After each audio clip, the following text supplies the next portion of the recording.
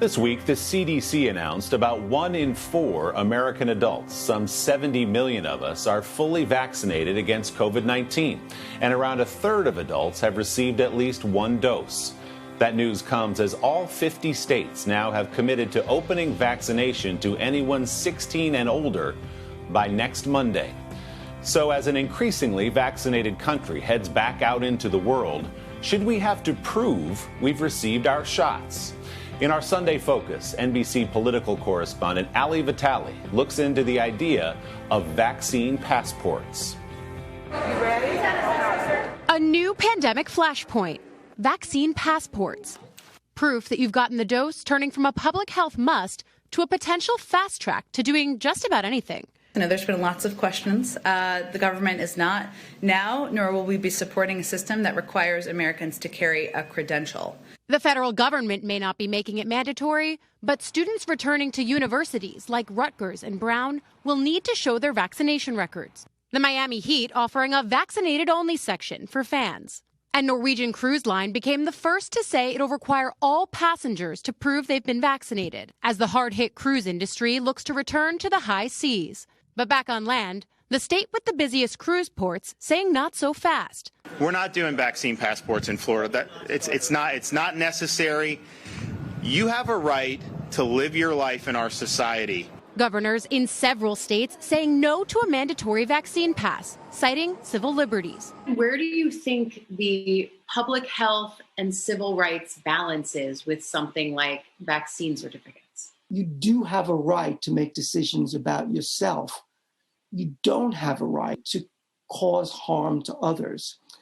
And if you've got an infectious disease and you go out in public, you're not masked, you don't get a vaccine, you're really risking someone else's health and their life. You have no right to do that. But equity and access are key. If vaccines are in short supply, these requirements could lead to a harsh disparity between people who have access and those who don't. Congratulations. As more people get a fair shot at doses, the benefits of vaccine verification are clear. These things seem to me to be almost inevitable going forward, that vaccinations and proof of vaccinations are going to play some role in getting us back to our normal lives. And even if the U.S. government won't require it, health records for international travel are already commonplace. Yellow fever documents, for instance, have long been a key to international travel, according to the World Health Organization. And for COVID-19, Israel has already rolled out its Green Pass system, where fully inoculated individuals get first access to gyms, hotels, theaters, and concerts.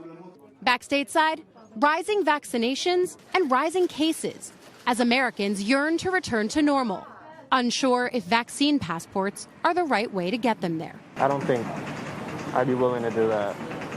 It's a bit much. Yeah, it would be really huge inconvenience, but if that's the way to travel, then I'll definitely have to go get them.